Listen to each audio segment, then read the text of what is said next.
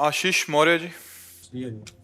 राधे राधे महाराज जी। महाराज जी, प्रगट में गुरु के सानिध्य के बिना अहंकार कैसे नष्ट होगा?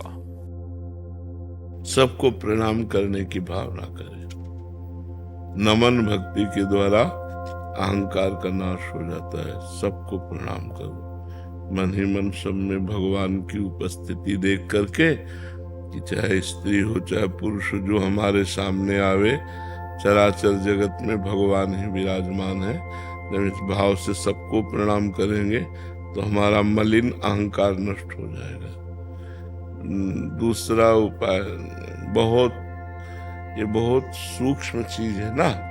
जो अहंकार मिटाने के लिए साधना है, उसी में अहंकार हो जाता है। ये लगता है कि हम तो नाम जप कर रहे हैं, दूसरे नहीं कर रहे हैं। हाँ, ये भी अहंकार है। ये भी अहंकार का स्वरूप है। दूसरे भगवान के स्वरूप है। हम सबके सेवक हैं। भगवान की हम पर बड़ी कृपा है जो हमसे नाम जप करवा रहे हैं। ऐसा भावना करें। अहंकार करने से फिर परमार्थ नष्ट हो जाता है। और ये अहंकार बड़ा सूक्ष्म होता है। बड़ा सूक्ष्म होता है। मतलब अहंकार किसी को भी लेकर भी हो सकता है, पर सबको बड़ा मान करके नमस्कार करे, अपने को छोटा माने, तो अहंकार नष्ट हो जाए। तृणादपि शून्य चेन, तो अहंकार नष्ट हो जाएगा। नमन भक्ति के द्वारा सब में भगवान की भावना की जाए और भगवान नाम जप किया जाए, और ये माना जाए कि मैं सबसे नीच हूँ, सब में मेरे भगवान विराजमान है, तो फिर अहंकार नष्ट हो जाएगा। निधि जी। शेरवंश महाराज जी। महाराज जी, अज्ञानतावश कुछ वर्ष पूर्व आपका श्री विग्रह बनाया था, जब एक कांतिक वार्तालाप में पता चला कि गुरुदेव का प्रकट जब रहते हाँ, वैसे मतलब शास्त्रीय बात यह है कि जब गुरु पधार जाए तब गुरु की मूर्ति विराजमान की जाती है। जैसे सामने गुरु विराजमान हो तो उनकी छवि विराजमान करनी है। उनकी छवि प्रायः ऐसा देखा गया है, छवि विराजमान कर ले। और मूर्ति तो तब बनवावे जब वो अंतर ध्यान हो जाए। ऐसा प्रायः हमने संतों से सुना और संतों में देखा भी है कि संतों की मूर्ति तभी लगती है जब वो अंतर ध्यान हो जाते हैं। क्यों? आप लोगों को कोई ऐसी बात पता है क्या? है? हाँ, तो हमको यही पता है कि अपने गुरुजनों की और संत जनों की मूर्ति निर्माण तभी होता है जब वो अंतर ध्यान हो जाते हैं, और छवि ये हम विराजमान करते हैं। भगवान का श्री विग्रह, गुरु की छवि, आचार्य की छवि, ऐसे विराजमान। आचार्य का भी श्री विग्रह विराजमान। और जब गुरु अंतर ध्यान हो जाए तब उनका श्री विग्रह विराजमान करना। वो एक भाई लाए थे श्री विग्रह बना के, तो उनका अच्छा है, पर मतलब हाँ, वो उन्हीं को बताया था ये बात कि श्री विग्रह तो तभी बनाना चाहिए जब अंतर ध्यान हो। हम अपने गुरु का श्री विग्रह बनाने का आदेश नहीं करेंगे। महाराज जी, एक प्रसंग में आपने सुनाया था एकलव्य जी का, जब उन्होंने अपने गुरुदेव की वैसी। हाँ, उनकी एक भारी अव्यवस्था थी। प्रकट सानिध्य। हाँ, प्रकट सानिध्य की उनको एक तरह से तिरस्कार कर दिया गया था। उन्होंने मन से गुरु मान लिया।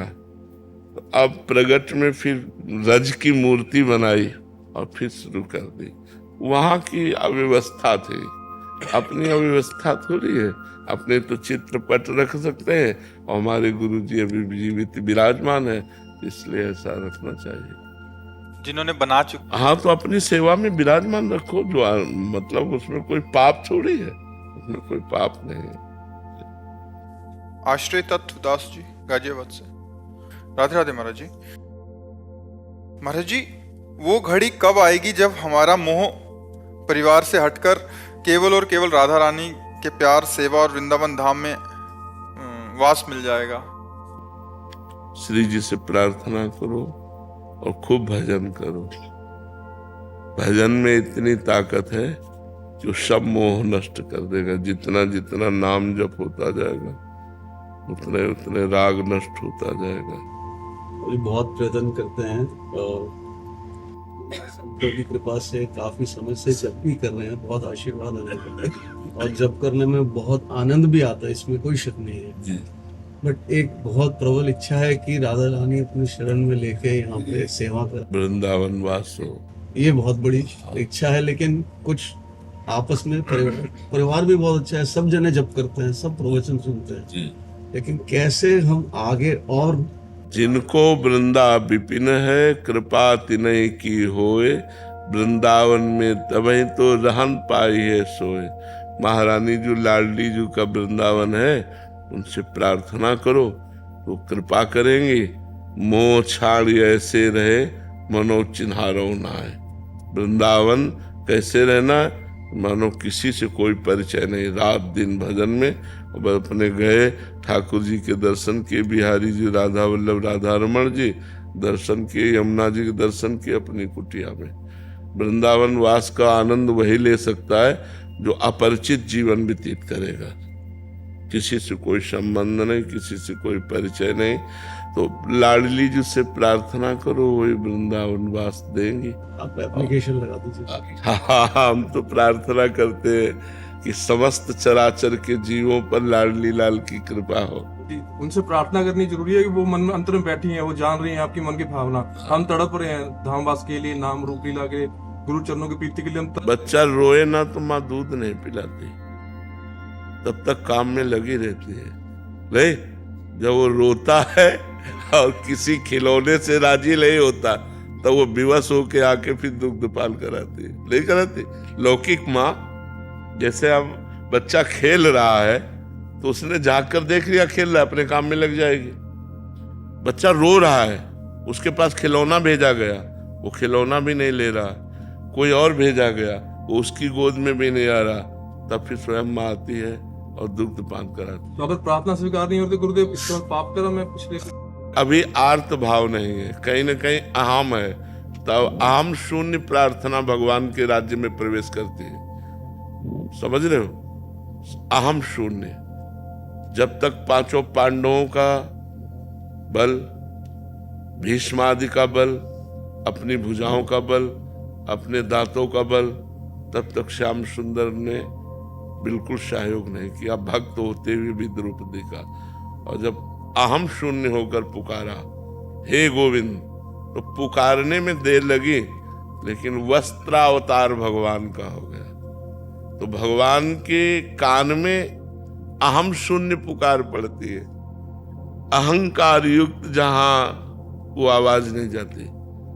दैन्य,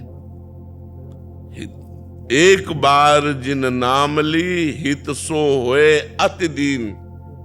शब्द समझो, हित सो मतलब प्रेम से युक्त होकर, अति दीन ताको संग न छाण ही, ध्रुव अपनो कर लें। ध्रुव सत्य है, भगवान उसको अपना बना लेते हैं, उसका कभी संग नहीं छोड़ते। जो प्रेम से अति दीन होकर भगवान को पुकारता है, तो प्रेम आ जाना और अति दैन्यता आ जाना, ये बहुत कठिन। पूरा जीवन इसी में तो लगे हैं, अपने लोग की दैन्यता आ जाए, अहंकार नष्ट हो जाए, प्रेम आ जाए। भगवान के राज्य में अहंकार भरी आवाज नहीं जाती, दैन्य राज्य भगवान। यही दरबार दीन को आदर रीति सदा चली आई। नित्यानंद